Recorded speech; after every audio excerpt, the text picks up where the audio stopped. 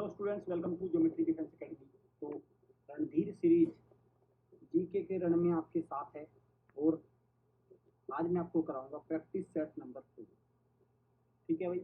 और मैं आपको बच्चों बता दूं, ये क्लास 6 और क्लास 9 दोनों के लिए है। यूपी सैनिक स्कूल में लखनऊ और गोरखपुर जो सैनिक स्कूल है, इसमें जनरल नॉलेज ऐसा नहीं होती क्लास 6 की अलग है क्लास 9 की अलग है, नहीं, दोनों की सिमिलर जनरल नॉलेज रहती है और दोनों ही कक्षाओं में 40-40 प्रश्न आने का दावा है मेरा।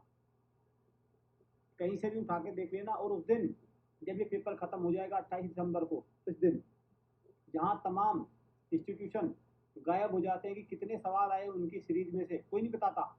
पहले सब में लिखा रहता है कि 50 में से 50 की गारंटी, और जिस दिन वो एग्जाम होता है उस दिन आते हैं इसमें 50 में से है ना 50, तो ये रह जाता है ऊपर। देखो क्या होता है, ये रहता है 50 में से 50 की गारंटी, ये रहता है पहले। ठीक। फिर जिस दिन एग्जाम हुआ, ये जो एक जीरो है ना, ये एक जीरो, इसके बाद लग जाता है यहाँ पे दशमलव, बस छोटा सा। ठीक है, तो ये बनता है इसकी कहानी। क्लियर। तो ये आपको अब देखो क्या बन गया है। एग्जाम खत्म होने के बाद चाहे आप कितने भी एग्जाम उठा के देख लो, यही होता आया है। लेकिन ये एक सीरीज है ऐसी जहां पर आप देखते हैं पिछले साल भी खूब क्वेश्चन आए थे, इस बार भी खूब आएंगे, और मैं उसके बाद वीडियो भी लेके आऊंगा कितने सवाल आए। और चैनल को सब्सक्राइब कर लो, बेल आइकन पे क्लिक कर लो। और जिन बच्चों ने पहला पार्ट नहीं देखा, भाई देख लो उसको अच्छे से। एक पार्ट को मेरा मानना है 4 बार देख के जाना, कम से कम 4 बार। इंपॉर्टेंट इंफॉर्मेशन साथ में रहती है, सबको मुझे रिलेट करके चलना है। एक चीज ऐसा नहीं मैंने एक बार बता दी तो आपको याद हो जाएगी, मैं बार बार आपको रिवाइज कराऊंगा ताकि एग्जाम तक आपके दिमाग में बच्चों को चीजें सस्टेन कर सके। चलिए, हॉस्टल बैच को ज्वाइन कर सकते हैं आप, हमारे इस नंबर पर कॉल कर लीजिए। लेकिन हॉस्टल बैच को तभी ज्वाइन करना जो हमने लिस्ट जारी करी है, अगर उसमें से सिलेक्शन हो तो। नहीं तो ऐसा कि आप क्या करते हैं, आप किसी भी अगर हॉस्टल के थ्रू तैयारी करते हैं तो कोई बोलता है आपको कि अरे वहाँ से तो बच्चे सिलेक्ट हो गए 50, आप आंख बंद करके पहुँच जाते हैं, और बाद में जिस दिन 1 साल पूरा होता है उसके बाद कहते हैं सबका हो गया, मेरा वहाँ से भी नहीं हुआ। फिर पता चलता है वो तो सब झूठ था, वो तो सिर्फ फर्जी फोटो लगा रखे थे और कुछ नहीं। तो मैं नहीं चाहता ये सब चीज़ें हो। ये बच्चे हैं जो यूपी सैनिक स्कूल में पेपर देने जा रहे हैं।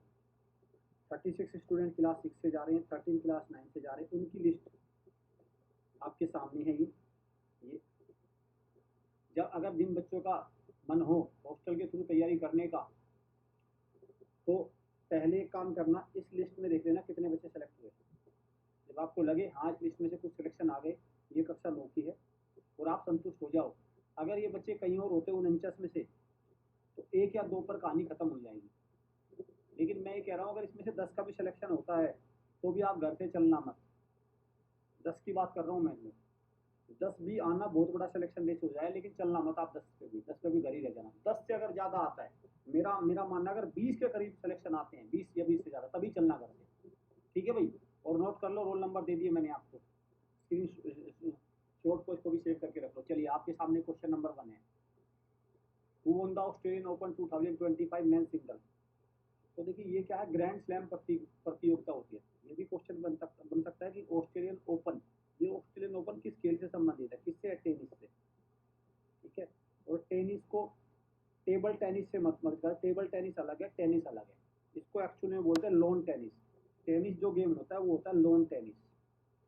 ठीक है, इसका पूरा नाम होता है लॉन टेनिस। ठीक, क्लियर। तो 2025 का जो ऑस्ट्रेलियन ओपन है, 4 ओपन होते हैं साल में, तो 2025 का किसने जीता, तो किसने जीता भाई, जेनिक सीनर नहीं, योनिक सीनर होता है वैसे, ये योनिक सीनर ने जीता। ये इटली के हैं योनिक सीनर। ठीक है भाई, ये कहाँ के हैं, इटली के हैं योनिक सीनर, इन्होंने जीता। अब ध्यान से इस लिस्ट को अच्छे से आपको याद करना है और नोट कर लेना है इसको। ठीक, देखते हैं हम साल के जो 4 ग्रैंड स्लैम होते हैं कौन से होते हैं। पहला होता है ऑस्ट्रेलियन ओपन, दूसरा होता है फ्रेंच ओपन जिसको रोलर गैरोस भी बोलते हैं, तीसरा होता है विंबलडन, और चौथा होता है लास्ट में यूएस ओपन। अब चारों निपट चुके हैं, इस साल के चारों ग्रैंड स्लैम हो चुके हैं। अब इसमें मेंस में कौन जीता, देखिए ऑस्ट्रेलियन ओपन जीते योनिक सीनर, फ्रेंच ओपन कैर्लोस एल्केरेज, फिर योनिक सीनर, फिर कैर्लोस एल्केरेज। तो बहुत आसान हो गया, आपको याद रखना, पहले इसको याद रख लेना, फिर ऑल्टरनेट कर देना तो याद हो जाएंगे। अब ये इटली के हैं, स्पेन के, इटली और स्पेन। ठीक, क्लियर है भाई। में महिलाओं की वही आपको याद करना होगा, मेडिसन कीज, ठीक है। तो जो पहला ओपन है उसकी चाबी किसके पास है, जो पहला ओपन हुआ उसमें महिलाओं में जो चाबी है वो कीज के पास है, महिला कीज, मेडिसन कीज, तो कहाँ की है, यूएसए की। कोको गोफ वो भी यूएसए की, ईगा स्वातिक वो पोलैंड की है, आरियाना सबलिंका बेलारूस की है, ठीक है भाई। ये यूएस ओपन की विनर है, ये विंबलडन, ये फ्रेंच ओपन, ये ऑस्ट्रेलियन ओपन, ठीक है।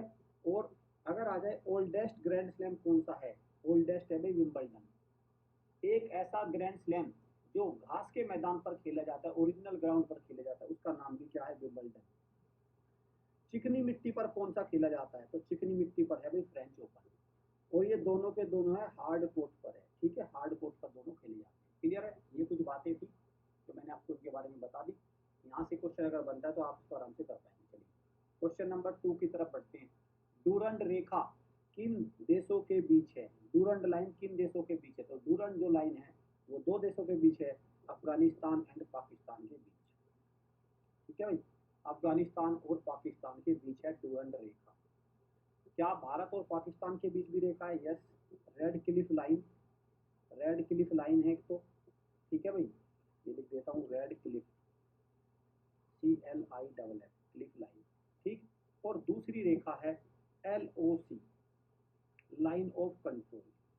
लेकिन एक रेखा और आपको याद रखनी है, बहुत जरूरी है भाई, जो गुजरात के कच्छ डिस्ट्रिक्ट को पाकिस्तान के सिंध प्रोविंस से जोड़ती है, जिसका नाम है sir creek line, sir creek line, ठीक है भाई। सर क्रीक लाइन भी किसके बीच में है, पाकिस्तान और भारत के बीच में है। गुजरात का कच्छ डिस्ट्रिक्ट है, रण ऑफ कच्छ, ठीक है, और सिंध प्रोविंस है पाकिस्तान का, उनके बीच में एक पानी की एस्चुरी टाइप की एक पतली सी पट्टी है जिसको सर क्रीक लाइन बोलते हैं। क्योंकि देखो पता क्या है, पाकिस्तान अब बार बार जो कोई हिमाकत करने की कोशिश कर रहा है ना, सर क्रीक लाइन के पास हो रहा है। हमारे जो रक्षा मंत्री है राजनाथ सिंह, उन्होंने वहां पर कई बार जाके अब तक 2 से 3 बार पाकिस्तान को चेतावनी दे दी है। हमारे जो नेवल चीफ है उन्होंने भी बता दिया है, DK त्रिपाठी ने भी, कि अगर कोई भी मिस एडवेंचर पाकिस्तान ने करने की कोशिश की तो INS विक्रांत, जो इंडिजिनस जो आपका जहाज है पानी का, ठीक है, वो इसको नेवल शिप है जो, वो इसको इनको माकूल जवाब देगा। जो कराची बंदरगाह है वो हमारे डायरेक्ट टारगेट पर है। ये बार बार इनडायरेक्टली डायरेक्टली वार्निंग भारत की तरफ से पाकिस्तान को मिलती रहती है, क्योंकि ये यहाँ पर कोई ना कोई हिमाकत करने की फिराक में रहता है, राइट, क्लियर। चलिए, और अफगानिस्तान वो देश है जिसके साथ भारत सबसे छोटा बॉर्डर शेयर करता है। भारत सबसे बड़ा बॉर्डर शेयर तो करता है बांग्लादेश के साथ, लेकिन सबसे छोटा बॉर्डर भारत किसके साथ शेयर करता है, अफगानिस्तान के साथ। चलिए आगे बढ़ते हैं क्वेश्चन से। तो राइट आंसर क्या हो गया भाई, option number B. Largest flower in the world, दुनिया का सबसे बड़ा फूल कौन सा है, तो कौन सा है भाई, रेफलेशिया अर्नोल्डी दुनिया का सबसे बड़ा फूल है, ठीक है, क्लियर। चलिए आगे बढ़ते हैं। गोलकोंडा फोर्ट कहाँ स्थित है, गोलकोंडा का किला कहाँ स्थित है, तो गोलकोंडा का किला है भाई हैदराबाद में, तेलंगाना की राजधानी है हैदराबाद। और तेलंगाना जो राज्य बना था 2 जून 2014 को बना था, ये राज्य किससे, आंध्र प्रदेश से अलग हुआ था, और ये लास्ट राज्य बना था, इसके बाद कोई राज्य नहीं बना भाई। ये 29वां राज्य बना था भारत का, मैं ये भी बता दूं। लेकिन आप कहोगे सर राज्य तो 28 है, हाँ बिल्कुल, जो जम्मू और कश्मीर था उसको यूटी में बदल दिया गया, JNK को, तो JNK को जब यूटी में बदल दिया तो फिर से 18 राज्य रह गए, सॉरी 28 राज्य रह गए, ठीक है। तो 29वां राज्य बना था ये। तो तेलंगाना की राजधानी है हैदराबाद, अंडरस्टूड। चलिए, तो गोलकोंडा फोर्ट है यहाँ पे। साथ में ये जो हैदराबाद है ये मूसी नदी के किनारे बसा है, मूसी नदी के किनारे बसा है। अगर आपसे कहें तो ऐसा नहीं है कि हैदराबाद में केवल गोलकोंडा ही है, और भी चीज है। चार मीनार भी तो हैदराबाद में है भाई, चार मीनार, ठीक है भाई, क्लियर। और एक और याद रखेंगे, सलार जंग म्यूजियम, मैं उल्टा सीधा लिख रहा हूं मैं आज थोड़ा सा, कोई नहीं ठीक कर लेता हूं। सलार जंग म्यूजियम, सलार जंग म्यूजियम कहाँ है, हैदराबाद में है। और तेलंगाना में 2 फेस्टिवल आपको याद रखने हैं, एक का नाम है बोनालू, ठीक, बोनालू, और एक है बटुकम्मा, फूलों का फेस्टिवल है बटुकम्मा, ठीक है भाई, बटुकम्मा। ये तेलंगाना के 2 इंपोर्टेंट फेस्टिवल है, फोक फेस्टिवल है, ठीक। बेंगलुरु राजधानी है कर्नाटक की, चेन्नई है तमिलनाडु की, और पुणे, पुणे में शहर है, पुणे में है एनडीए एकेडमी। पुणे के खड़कवासला, पुणे कहाँ है, महाराष्ट्र में है, और महाराष्ट्र में ही है आपका एनडीए नेशनल डिफेंस एकेडमी। कल को आप जब यूपी सैनिक स्कूल क्लियर कर लोगे और वहां से एनडीए की परीक्षा पास करके जब आप ट्रेनिंग करने जाओगे तो खड़कवासला में जाओगे, खड़कवासला। ठीक है बच्चों, वहां पे आपकी 3 साल की ट्रेनिंग होगी, खड़कवासला। ठीक है भाई, क्लियर। चलो, एनडीए मतलब national defence academy. Jantar Mantar was built by, Jantar Mantar का निर्माण किसने करवाया था? तो किसने कराया था? सवाई जयसिंह द्वितीय। सवाई जयसिंह द्वितीय ने जंतर मंतर का निर्माण कराया था। और ध्यान रखना भाई, ये जंतर मंतर जो है ना, ये एक एस्ट्रोनॉमिकल ऑब्जर्वेटरी है, खगोलीय प्रयोगशाला है ये, एस्ट्रोनॉमिकल ऑब्जर्वेटरी। जो आकाशीय वस्तुएं हैं, एस्ट्रोनॉमिकल ऑब्जर्वेटरी एक ऐसी प्रयोगशाला है जो जो आकाशीय वस्तुएं हैं, आकाशीय पिंड है, उनका अध्ययन करती है। एस्ट्रोनॉमिकल मतलब जो जो जो हमारे ब्रह्मांड में, आसमान में जो चीजें हैं उनका अध्ययन करती है, एस्ट्रोनॉमिकल। अब एक बात हो रहा है, अक्सर बच्चे कंफ्यूज हो जाते हैं कि सर जंतर मंतर दिल्ली में है, जयपुर में है, ये बड़ा कंफ्यूजन आता है। देखो, इसको मैं थोड़ा सा दूर करता हूँ बच्चों आपको। जो जंतर मंतर है ये है जयपुर में। एक तो जंतर मंतर की जो सबसे बड़ी प्रयोगशाला है वो तो है जयपुर में, लेकिन इसकी टोटल 5 प्रयोगशाला इसने बनवाई थी सवाई जयसिंह ने। दूसरी है सबसे बड़ी दिल्ली में, तीसरी है उज्जैन में, मध्य प्रदेश जो उज्जैन में, चौथी है वाराणसी में, और 5वीं है मथुरा में।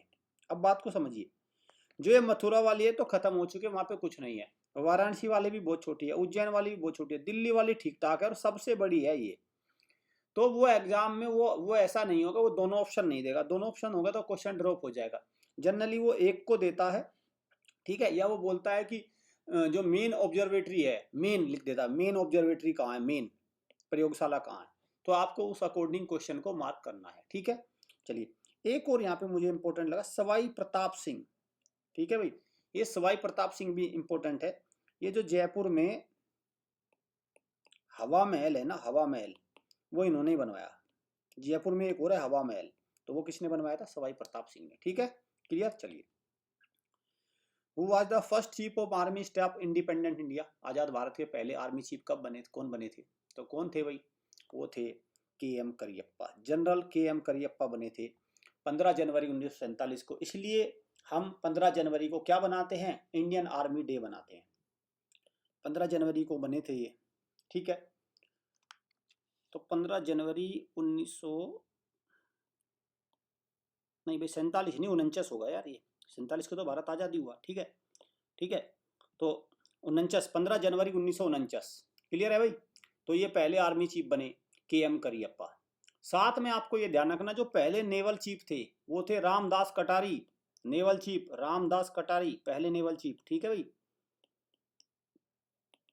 और पहले जो एयरफोर्स चीफ थे वो थे सुब्रतो मुखर्जी, एयर मार्शल सुब्रतो मुखर्जी। तो तीनों के नाम, तीनों के अब के नाम तो याद रखने ही है, अब के नाम तो याद रखने हैं।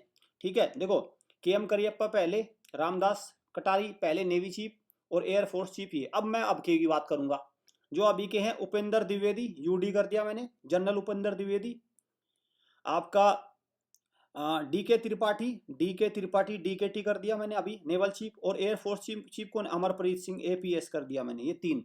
ठीक है, और चौथा जो chief of defence staff CDS है वो है अनिल चौहान, जनरल अनिल चौहान है चीफ ऑफ डिफेंस स्टाफ। 4 ये पोस्ट है, इंपॉर्टेंट है अभी एट प्रेजेंट।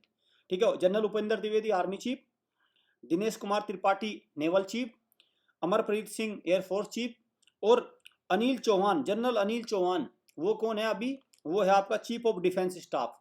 साथ में मैं बता रहा हूँ भाई, देखो इनके डे भी याद रखो। 15 जनवरी आर्मी डे, 8 अक्टूबर एयरफोर्स डे, और 4 दिसंबर नेवी डे। ठीक है ना, 4 दिसंबर नेवी डे। क्लियर? और ठीक है बस, चलो ये इंपॉर्टेंट है। 16 दिसंबर भी इंपॉर्टेंट है। 16 दिसंबर को विजय दिवस भी मनाते हैं, विजय दिवस। कारण क्या है? 16 दिसंबर 1971 को बांग्लादेश को आज़ादी दिलवाई थी भारत ने। तो 16 दिसंबर को हम विजय दिवस, कारगिल विजय दिवस अलग है, वो 28 जुलाई है, ये ध्यान रखना, इसमें बड़ा कंफ्यूजन आता है। कारगिल देखो ये है विजय दिवस, एक है कारगिल विजय दिवस, कारगिल विजय दिवस 28 जुलाई है, ठीक है, क्लियर। चलिए, कैपिटल ऑफ नेपाल, नेपाल की राजधानी क्या है? सुशीला कार्की, जैन जी ने मूवमेंट कर दिया था, जैन जी ने आंदोलन कर दिया था, केपी ओली को इस्तीफा देना पड़ गया था, सुशीला कार्की अभी वहाँ की वो बनी हुई है केयरटेकर प्राइम मिनिस्टर। तो बताइए नेपाल की राजधानी क्या है? तो नेपाल की राजधानी है बच्चों काठमांडू, काठमांडू। कोलंबो श्रीलंका की है, ढाका बांग्लादेश की है, यहाँ पे भी उथल पुथल हो चुकी है। मोहम्मद यूनुस अभी केयरटेकर प्राइम मिनिस्टर बने हुए हैं, शेख हसीना तख्ता पलट हो गया था उनका भी। और थिम्पू भूटान की कैपिटल है, थिम्पू, ठीक है, क्लियर। चलिए, पृथ्वी का प्रथम परिभ्रमण किसने किया था? मतलब पृथ्वी का चक्कर लगाने वाला पहला व्यक्ति कौन था? इसका मतलब ये है, धरती का चक्कर लगाने वाला पहला व्यक्ति कौन था? तो जिसने पूरी धरती का चक्कर लगाया था वो था पुर्तगाली जो नेविगेटर, जिसका नाम है फर्डिनेंड मैगेलन। फर्डिनेंड मैगेलन ने, पुर्तगाल के थे, इन्होंने पहला चक्कर लगाया था पूरी धरती को, पूरी धरती का इन्होंने चक्कर लगाया था, ठीक है भाई, ये भी इंपॉर्टेंट है। वास्को डी गामा, जिन्होंने यूरोप से अफ्रीका से होते हुए भारत को खोज की थी, इन्होंने 1498 में, ठीक है भाई, 1498 में ये कहाँ पे आए थे? ये आए थे काजीकोड, केरला, कैलीकट, कैलीकट जो है, ठीक है, ये वहाँ पे आए थे जो कोच्चि केरला में, तो वहाँ पे आए थे, वहाँ इन्होंने इसको भी 14, तो आता है ना पहला भारतीय जो पहला यूरोपियन जो भारत आया वो कौन है? वास्को डी गामा, ठीक है, वास्को डी गामा केरला में आए थे। चलिए, लैंड ऑफ द मिडनाइट सन, उगते सूरज का देश किसे कहते हैं? सॉरी, उगते सूरज का देश तो जापान हो जाएगा, ये तो कॉमन ही हो गया क्वेश्चन। उगते सूरज का राज्य अरुणाचल प्रदेश हो जाएगा, वो तो अलग हो गया, अरुणाचल प्रदेश। उगते सूरज का राज्य भारत में कौन है? अरुणाचल प्रदेश, और देश है ये। लेकिन मिडनाइट सन की मिडनाइट सन की भूमि, लैंड ऑफ द मिडनाइट सन किसको कहा जाता है? कौन सा देश है? तो राइट आंसर क्या है? नॉर्वे। नॉर्वे की कैपिटल क्या है? ओस्लो, ठीक है भाई।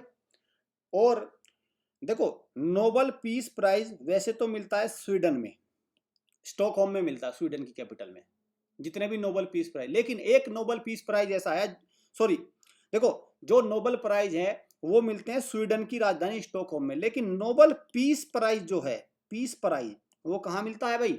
वो मिलता है ओस्लो में। नोबल पीस प्राइज मिलता है ओस्लो में। और इस बार का जो नोबल पीस प्राइज मिला है मारिया मेरिनो मचाडो, MMM, ये कर लेना भाई, ट्रिपल M। ये वेनेजुएला की है, पॉलिटिशियन है, मारिया मेरिनो मचाडो, ठीक है, MMM, इनको मिला है Nobel peace prize, Maria Merino Machado, ठीक है, इनको मिला है नोबल पीस प्राइज 2025 का। तो क्वेश्चन तो बनेगा, उसको मैं करंट अफेयर में अलग भी देखूंगा, साथ साथ मैं करा रहा हूँ, ठीक है। चलिए, who is the agriculture minister of India? जो कैबिनेट मिनिस्टर, अभी कृषि मंत्री कौन है भारत के? तो कृषि मंत्री है भारत के शिवराज सिंह चौहान। शिवराज सिंह चौहान है कृषि मंत्री। अमित शाह है आपका गृह मंत्री। नरेंद्र सिंह अभी ये राज्य की कर रहे हैं अभी राजनीति।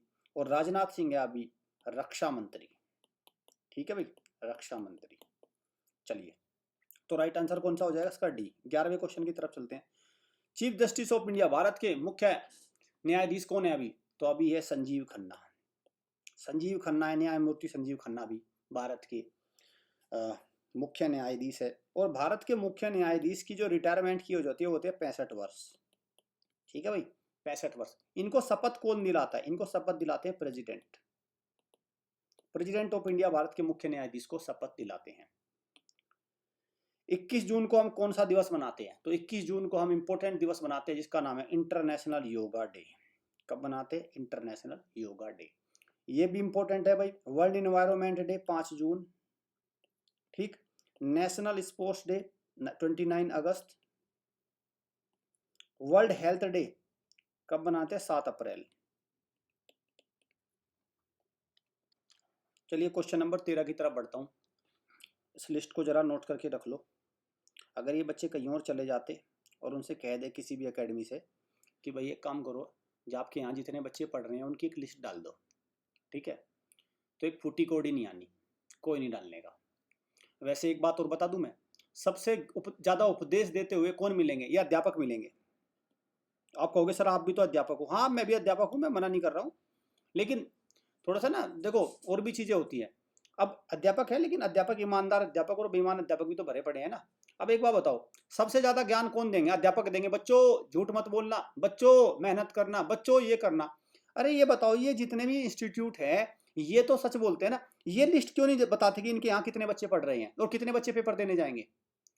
अगर कोई बच्चे का रिजल्ट सब चेक करने लगते हैं, अरे वो बच्चा पढ़ नहीं रहा, आजकल बच्चे तो मस्ती कर रहे हैं, आजकल तो बच्चे मोबाइल में लगे रहते हैं। अरे चलो ठीक है, बच्चे तो मोबाइल में लगे रहते हैं, अध्यापक गण आप तो नहीं लगे रहते मोबाइल में, तो आप बताओ कितने कितने बच्चे आपके इंस्टीट्यूट से पेपर देने गए? तो ध्यान रखना व्यूअर्स, कोई नहीं बताएगा कि कितने बच्चे पेपर देने। और एक से एक पीटी हुई कोचिंग आज की डेट में खुली हुई है, जो इतने पुराने ढर्रों पर चली हुई है, जिनकी फूटी कोडी भी इस तरह के एंट्रेंस टेस्ट में नहीं आनी। और अगर वो इस तरह की लिस्ट कोई डाल दे, इस तरह की कोई लिस्ट डाल दे, तो यकीन मानो मैं सबसे पहले अपने यूट्यूब चैनल पर दिखाऊंगा कि किस अकेडमी ने के रिजल्ट का कितना बुरा हाल है, और एक से एक बद से बदतर निकलेगा। अगर इस तरह के 13 बच्चों की किसी ने लिस्ट डाल दी तो मुझे नहीं लगता ये आएगा भाई, ठीक है, ये आएगा। ये किसी संख्या को जीरो अगर है ऊपर तो 13 से भाग देने पर जीरो आता है भाई, जीरो आएगा, ध्यान रखना। और 13 की जगह छोड़ो, चलो 100 भी कर दो चाहे, तब भी जीरो आएगा, तब भी 1 या 2 सिलेक्शन होगा, फाइनल में वो भी नहीं होना। तो इसलिए कोई लिस्ट नहीं डालता। फिर एक बात और है, अरे बाद में पता क्या है, बाद में फर्जी फोटो भी तो लगाने ना इनको, बाद में फर्जी फोटो लगाने इनको बस, और क्या करना। इधर उधर से यूट्यूब से कोई बच्चा कह देगा मेरा सिलेक्शन हो गया, कमेंट करके। अब जैसे ज्योमेट्री डिफेंस एकेडमी के यूट्यूब चैनल पर बहुत सारे बच्चे कह देंगे सर आपकी वीडियो से हमारा सिलेक्शन हो गया, हमें जीके में मदद मिली।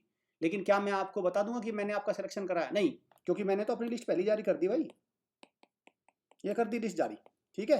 तो मैं तो कह नहीं सकता कि बच्चों हाँ हाँ, वो अलग बात है, कह देंगे भाई ठीक है कि देखो बच्चा मेहनत करेगा, घर से मेहनत करेगा तो सेलेक्ट होगा। तो इस बात को समझना, अगर ईमानदार अकेडमी के थ्रू बच्चों आपको तैयारी करनी है तो फिर जुड़ जाओ इससे।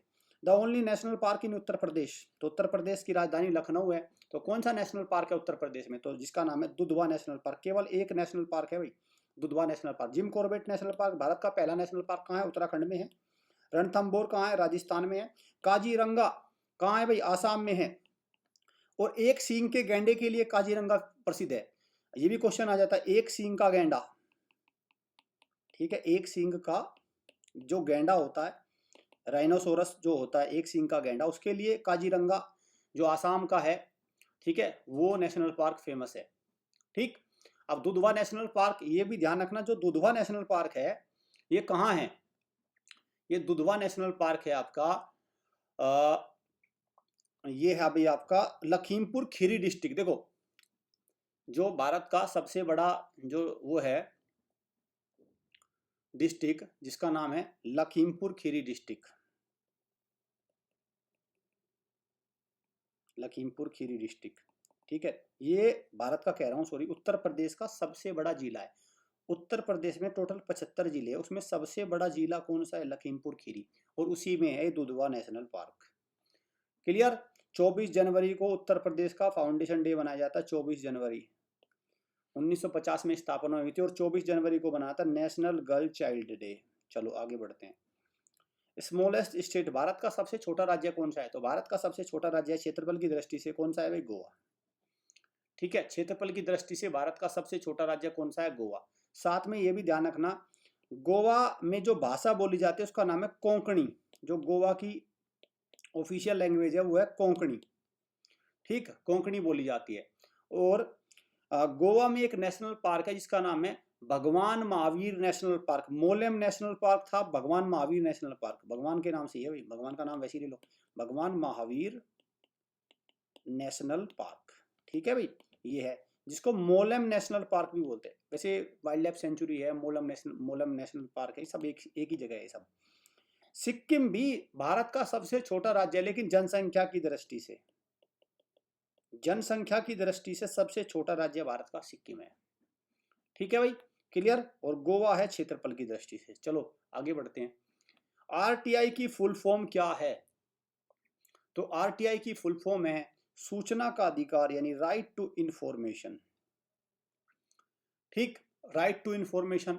सूचना का अधिकार, आरटीआई लगाकर नंबर मंगवाने पड़ते हैं। यूपी सैनिक स्कूल के जो प्रधानाचार्य जी है वो वैसे तो नंबर बताते भी नहीं बच्चों के, आज तक नहीं बताया टॉपर कितने का है। हालांकि ये हमारा केस रजिस्टर हो चुका है बच्चों, और ये जो लखनऊ है वहाँ पर जो केस रजिस्टर चल रहा है, इस पर केस चल रहा है, इस पर पिछले साल वाले पर भी, और उसका केस नंबर वगैरह सब कुछ आ चुका है। अब देखते हैं कितने दिन तक केस चलेगा वो।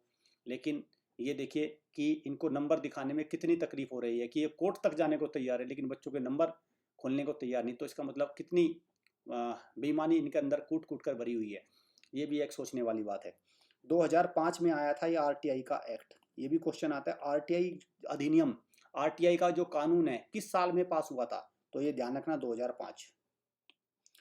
Which of the following is not a fundamental right, तो फंडामेंटल राइट इनमें से कौन सा नहीं है। टोटल फंडामेंटल राइट है 6, ठीक है, तो इनमें से कौन सा नहीं है। राइट टू इक्वलिटी है, राइट टू फ्रीडम है, राइट अगेंस्ट एक्सप्लॉइटेशन है, तो आंसर नंबर सी इसका सही आंसर है, ठीक है। और संविधान के 12 से लेकर 35 आर्टिकल के बीच जो फंडामेंटल राइट्स हैं इनका उल्लेख किया गया है। देखिए संविधान का जो पार्ट 3 है, पार्ट 3 के आर्टिकल 12 से लेके, पार्ट 3 में आर्टिकल 12 से लेके 35 तक क्या है, ये जो फंडामेंटल राइट्स है इनका उल्लेख किया गया है। चलिए कोणार्क सन टेम्पल कहाँ स्थित है, तो कहाँ पर है ये है भाई उड़ीसा में, उड़ीसा में है, ठीक है। और जो ये सन टेम्पल है इसका आकार ऐसा है, रथ के आकार का है। 7 जो एक चैरियट है, एक रथ है, चैरियट मतलब रथ है, उसको 7 हॉर्सेज, आपको ऐसा दिखाई देगा जैसे उसको 7 हॉर्सेज पुल कर रहे हैं। एक ऐसा रथ दिखाई देगा जिसमें 7 घोड़े के आकार का उसको रथ को खींच रहे हैं। तो जो 7 हॉर्सेज है ये प्रतीक है 7 डेज के। तो उड़ीसा, और इसको ध्यान रखना कोणार्क सन टेम्पल को ब्लैक पगोडा भी बोलते हैं। क्या बोलते हैं, ब्लैक पगोडा, क्लियर। चलिए which is the smallest country in the world, दुनिया का सबसे छोटा देश कहाँ है, यूरोप महाद्वीप में है, यूरोप में कहाँ है पहले तो बता दूं, यूरोप में है। तो कौन सा है भाई, इसका नाम है वेटिकन सिटी। और ये भी आपको ध्यान रखना ये जो वेटिकन सिटी है ना ये एक देश के अंदर है, ठीक है। किस देश के अंदर है, देखो इटली की राजधानी क्या है भाई, इटली की राजधानी है रोम, तो ये रोम के अंदर है। जैसे भारत में दिल्ली, और दिल्ली के अंदर कोई छोटी सी कॉलोनी बन जाए, तो ऐसे ही इटली, इटली की राजधानी रोम, और रोम के अंदर है वेटिकन सिटी। समझ गए बात को, ये रोम के अंदर आता है वेटिकन सिटी। चलिए और ये लिस्ट एकमात्र भारत की पहली एकेडमी, और मुझे लगता है एकमात्र ही रह जाएगी, ठीक है। और जिसने लिस्ट जारी कर दी, जिसने बता दिया कि अब पेरेंट्स को एकेडमी से नहीं पूछना है क्या रिजल्ट रहा आपका, झूठ तो सुन सुनकर आप थक चुके होंगे कि हाँ क्या रिजल्ट रहा। जैसे पूछते हो क्या रिजल्ट रहा, कि हमने तो रच दिया इतिहास, कुछ वाक्य रहते हैं, रच दिया इतिहास, ठीक, पहला। दूसरा लिखते हैं तोड़ दिए रिकॉर्ड, ठीक। तीसरा आता है बच्चे ने कर दिया कमाल, ठीक। और भी इस तरह के हमें तो पहले ही पता था, कितने वाक्य हैं। मैं ये कह रहा हूं कि जब सब रच दिया इतिहास, तोड़ दिए, बच्चे ने कर दिया, अरे कहाँ है वे सब चीजें, अब क्यों नहीं दिखाता कोई इसको भाई। देखना अब कोई नहीं बताएगा कि वे जो इतिहास रचने वाले बच्चे हैं वे कहाँ हैं। एक तो ये नंबर हो गया इस तरह का, बता दिया भाई मैंने इतने नंबर के एडमिट कार्ड आ गए, इनके रोल नंबर है, ये पेपर देने जाएंगे, रच लेंगे जो इतिहास इनको रचना होगा। जितने नंबर लाने होंगे ले आएंगे, मेहनत करी होगी तो ले आएंगे, अकेडमी ने अच्छे से तैयारी कराई होगी, टीचर ने पढ़ाया होगा तो कर लेंगे कुछ, नहीं तो अपना लौट आएंगे, है ना। पता नहीं क्या बाद में, मुझे समझ में नहीं आ कि बाद में क्या क्यों करते हैं ऐसे, और क्रेडिट लेने में सबसे आगे। जिस दिन ये इस तरह की लिस्ट को ही डाल देगा तो देखो मैं कैसे इसको टैली करूंगा, मैं यूट्यूब पर तुरंत लेके आऊंगा, पहला नहीं हुआ, दूसरा नहीं हुआ, तीसरा नहीं हुआ, चौथा नहीं हुआ, पांचवा नहीं हुआ, छठा नहीं हुआ, सातवां नहीं हुआ, इस तरह का आएगा। फिर आएगा एक हो गया, ठीक है, नहीं हुआ, नहीं हुआ, नहीं हुआ, नहीं हुआ, नहीं हुआ, नहीं हुआ, नहीं हुआ, नहीं हुआ, ऐसे करके यहाँ तक एक हो गया, और फिर नहीं हुआ, नहीं हुआ, तो कितने हो गए, 36 में से 2 हो गए इंटरव्यू के लिए। जिस दिन फाइनल लिस्ट आएगी ये भी गायब हो जाएंगे, और यहाँ तो कुछ है ही नहीं। तो इस तरह का रिजल्ट आएगा ना, इसलिए नहीं डालना चाहता कोई लिस्ट। अयोध्या किस नदी के तट पर स्थित है, तो अयोध्या किस नदी के तट पर है, सरयू नदी के तट पर है, ठीक भाई। और दूसरा गोमती नदी के किनारे कौन सा शहर स्थित है, लखनऊ। कौन सा है भाई, लखनऊ है भाई। लखनऊ किस नदी के किनारे है? गोमती नदी के किनारे। यमुना नदी के किनारे कौन है? तो यमुना नदी के किनारे, यमुना पर ही तो दिल्ली की सरकार चली गई, अरविंद केजरीवाल नहीं रही मुख्यमंत्री, रेखा गुप्ता बन गई। तो दिल्ली जो बसा है यमुना नदी के किनारे बसा है। गंगा नदी के किनारे तो बहुत सारे शहर बसे हैं, जैसे पटना है, कानपुर है, ठीक है। The southern most point of India, Bharat का सबसे दक्षिण बिंदु कौन सा है? तो भारत का सबसे दक्षिण बिंदु है इंदिरा पॉइंट। और ये इंदिरा पॉइंट मेनलैंड पर नहीं है, ये अंडमान एंड निकोबार आइलैंड पर है भाई, ये अंडमान और निकोबार आइलैंड पर है इंदिरा पॉइंट। साथ में आपको ध्यान रखना, अंडमान और निकोबार जो आइलैंड है 572 छोटे छोटे द्वीप मिलकर अंडमान और निकोबार आइलैंड बनाते हैं। अंडमान निकोबार की राजधानी पोर्ट ब्लेयर है। क्या है भाई? पोर्ट ब्लेयर है। लेकिन अब इससे भी इंपॉर्टेंट काम बताऊंगा भैया, अब इस पोर्ट ब्लेयर का नाम बदल गया। क्या नाम हो गया? विजयपुरम, श्री विजयपुरम। Very important. तो क्या है पोर्ट ब्लेयर का नया नाम? श्री विजयपुरम। पता चला, ये आ गया कि श्री विजयपुरम किसकी राजधानी है, और एकदम से आप गोल गोल गोल मटोल, है ना, जैसे समझिए ना। तो इसलिए श्री विजयपुरम पोर्ट ब्लेयर का नया नाम है। और जो ये इंदिरा पॉइंट, जो ये एक और यहाँ पे जो मिनिकोय आइलैंड है ना, मिनिकोय आइलैंड, देखो जो मिनिकोय आइलैंड है ये किसका हिस्सा है पता है आपको? लक्षद्वीप जो आइलैंड है भारत का, लक्षद्वीप यूनियन टेरिटरी है, उसका दक्षिणतम पॉइंट है ये। मालदीव में मिल जाता जाके, फिर मालदीव के पास है, LAKSHWAD, लक्षद्वीप, ठीक है। लक्षद्वीप जो आइलैंड है, ग्रुप ऑफ आइलैंड्स है लक्षद्वीप यूनियन टेरिटरी, उसका हिस्सा है मिनिकोय आइलैंड। और जो लक्षद्वीप है उसमें टोटल 36 आइलैंड्स मिलकर लक्षद्वीप को बनाते हैं। जैसे अंडमान और निकोबार में 572 है, ऐसे इसमें 36 है, ठीक है। चलिए, लक्षद्वीप की कैपिटल क्या है? कावारती, पता है ना ये तो। चलिए कावारती, आगे बढ़ते हैं क्वेश्चन नंबर 21 की तरफ। फादर ऑफ व्हाइट रिवॉल्यूशन, सफेद क्रांति के जनक किसको कहा जाता है? तो कौन है? डॉक्टर वर्गीस कुरियन। और ये जो MS स्वामीनाथन है किसके? फादर ऑफ ग्रीन रिवॉल्यूशन, ठीक है भाई। हालांकि ये भारत के लिए है। अगर आता father of green revolution in the world तो कौन आता? Norman Borlaug. ये कहां के हैं? अमेरिका के। LOGH, BORLAUGH, Norman Borlaug. ये कहाँ के? अमेरिका के हैं। और ये वर्ल्ड के सफेद क्रांति के जनक है। तो वर्गीस कुरियन है सफेद आपका, सॉरी ये हरित क्रांति के हैं। स्वामीनाथन किसके हैं? हरित क्रांति के जनक है। और वर्गीस कुरियन है सफेद श्वेत क्रांति, यानी सफेद दुग्ध मिल्क प्रोडक्शन में इनका, डेयरी जो इंडस्ट्री है उसको बढ़ाने में इनका बहुत योगदान रहा है। कॉमनवेल्थ गेम, जो कॉमनवेल्थ गेम्स की मेजबानी कौन करेगा 2030 में? तो ये बहुत खुशी की बात है कि भारत को इसकी मेजबानी का अधिकार मिल गया। अब जो 2030 के कॉमनवेल्थ गेम्स होंगे वो कौन से, कहाँ होंगे? भारत में होंगे। भारत के किस शहर में होंगे? अहमदाबाद शहर में होंगे, ठीक है। भारत के अहमदाबाद शहर में होंगे कॉमनवेल्थ गेम 2030। ये ध्यान रखना, ये 100 साल हो जाएंगे कॉमनवेल्थ गेम को। पहले कॉमनवेल्थ गेम कब हुए थे? 1930 हैमिल्टन कनाडा में हुए थे, हैमिल्टन कनाडा, ठीक। और 2030 में कहाँ होंगे? भारत में होंगे। एक बात तो ये। दूसरा, भारत की तरफ से पहला गोल्ड मेडल लाने वाले कॉमनवेल्थ गेम में कौन थे भाई? मिल्खा सिंह,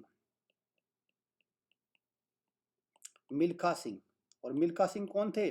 स्प्रिंटर, मतलब धावक। कौन थे भाई? धावक थे वो, जिनको फ्लाइंग सिख के नाम से जाना जाता है। निकनेम क्या है इनका? फ्लाइंग सिख। फ्लाइंग मीन्स उड़ता हुआ ना, ठीक, फ्लाइंग सिख। और इन्होंने गोल्ड जीता था 440 मीटर की जो रेस थी, 440 गज वगैरह की, ठीक है। तो उसमें जीता था 1958 में, जो कॉमनवेल्थ गेम्स कार्डिफ वेल्स में हुए थे वहाँ पे। लेकिन ये इंपॉर्टेंट नहीं, इंपॉर्टेंट है पहले गोल्ड मेडल जीतने वाले भारतीय जिन्होंने कॉमनवेल्थ में गोल्ड जीता था वो है मिल्खा सिंह। करंट चीफ या सेक्रेटरी, जो प्रमुख कौन है यूनाइटेड नेशन के, संयुक्त राष्ट्र के जो प्रमुख कौन है अभी एट प्रेजेंट? तो कौन है भाई? एंटोनियो गुटेरेस इसके चीफ है। एंटोनियो गुटेरेस इसके करंट चीफ है यूनाइटेड नेशन के। और आपको पता होना चाहिए 24 अक्टूबर 1945 को यूनाइटेड नेशन की स्थापना हुई थी, और इसलिए हर साल हम 24 अक्टूबर को UN डे के रूप में मनाते हैं। 24 अक्टूबर को UN डे के रूप में मनाते हैं। तो इसके जो चीफ हैं वो कौन है अभी? वो है एंटोनियो गुटेरेस। मलेशिया की मुद्रा क्या है? तो मलेशिया की मुद्रा है बच्चों option number D, that is ringgit. ठीक। और मलेशिया की राजधानी क्या है भाई? कुआलालंपुर, पता है ना ये तो, कुआलालंपुर। कोई बात नहीं, मैं रिवाइज करा दूंगा। बांग्लादेश की है भाई ये मुद्रा टका, बांग्लादेश। भात थाईलैंड की है ये, थाईलैंड, बाट नहीं भात है वैसे तो, भात, थाई बात। थाईलैंड को सफेद आदियों का देश। शकील इजराइल की है, इजराइल, ठीक है, इजराइल, ISRAEL, इजराइल। क्लियर। चलिए आज का क्वेश्चन नंबर 25 देखते हैं। सार्क की फुल फॉर्म क्या है? सार्क की फुल फॉर्म है भाई South Asian association for regional cooperation. Very important, इस तरह की फुल फॉर्म बहुत देता है यूपी सैनिक वाला। पहली बार 2-3 फेंक दी थी, नासा की, इसरो की, DRDO की, पता नहीं 2-3 तो वही लपेट दिए थे। ठीक, पता नहीं फुल फॉर्म में क्या करना है। हालांकि बाकी सारी चीज़ों की फुल फॉर्म बताता है, लेकिन ये नहीं बताता कि बच्चों के मार्क्स कितने देगा, सब चीज़ें। ठीक है, ये कर्नल ही बना देता है भैया। चलिए, तो क्या है भाई? South Asian association of for regional cooperation, SAARC की फुल फॉर्म है। और सार्क में ध्यान रखना 8 देश है। कौन कौन से देश है ये भी जरा मैं आपको बताता हूँ। एक तो भारत है भाई सबसे पहले तो। दूसरा, इसका जो सार्क का हेडक्वार्टर है वो कहाँ है? वो नेपाल की राजधानी काठमांडू में, तो नेपाल भी करो। यहाँ है इसका हेडक्वार्टर सार्क का। ठीक, फिर करो इसमें पाकिस्तान, फिर करो अफगानिस्तान, AFG कर रहा हूँ मैं, अफगानिस्तान। फिर करो इसमें भूटान, जो भारत के पड़ोसी देश है जिनसे सीमा मिली है, सारे कर लो वे। फिर करो इसमें मालदीव, मालदीव्स भी है, एशिया का सबसे छोटा देश है मालदीव्स। और कौन सा रह गया? श्रीलंका रह गया। और कौन सा रह गया भाई? बांग्लादेश कर लिया हमने। 1 2 3 4 5 6 7 8, बांग्लादेश। ठीक है, बांग्लादेश। तो ये हैं इंडिया, नेपाल, पाकिस्तान, अफगानिस्तान, भूटान, मालदीव, श्रीलंका और बांग्लादेश। ये 8 देश मिलकर सार्क देश का समूह बनाते हैं और इसका हेडक्वार्टर नेपाल में है। ठीक है, ये इसकी फुल फॉर्म है। हॉस्टल बैच को आप ज्वाइन कर सकते हैं। घर पर मूड नहीं हो रहा है पढ़ने का, वो गाइडेंस नहीं मिल पा रही है, एकदम लगन के साथ पढ़ाई करनी है, तो भाई ये सबसे बेस्ट हॉस्टल रहेगा आपके लिए। ये बैच है इस बार, जब हमारा कल्मिनेट हो जाएगा पूरा बैच, ये 18 जनवरी को लास्ट रहेगा और धूम धड़ाके के साथ सिलेक्शन लेकर बच्चे जा रहे हैं। लगभग 80 में से, इस बार 80 में से हमारे 50 बच्चे सेलेक्ट होंगे। और जो बाकी जो 30 है, ऐसा नहीं वो सेलेक्ट नहीं होंगे, वो 2-2 साल के प्रोग्राम के लिए, वो फाउंडेशन में है। कोई बच्चा बिल्कुल बहुत वीक है, वो भी कोशिश कर रहा है, तो इस बार वो नज़दीक तक पहुंच जाएगा, अगली साल वो भी सिलेक्शन निकाल ले जाएंगे। तो लगभग 90 से 95% सिलेक्शन रेशो है ज्योमेट्री डिफेंस एकेडमी का, ये भी आपको ध्यान रखना। आप ऑनलाइन भी हमसे तैयारी ले सकते हैं, इस नंबर पर कॉल करके प्रॉपर इन्फॉर्मेशन ले लीजिए। और इस लिस्ट को चेक करे बिना एडमिशन मत लेना। जब आपको लग जाए हाँ भाई इस लिस्ट में से सिलेक्शन आ गए तो आना, नहीं तो अगर लगे कि हाँ भाई इस लिस्ट में से नहीं सिलेक्शन आए तो फिर तो मुझे लगता है कोई फायदा रहेगा। और ये सबसे ईमानदार रिजल्ट देने वाली और सबसे बड़ा रिजल्ट देने वाली भारत की ये पहली एकेडमी बन गई है। Thank you friends.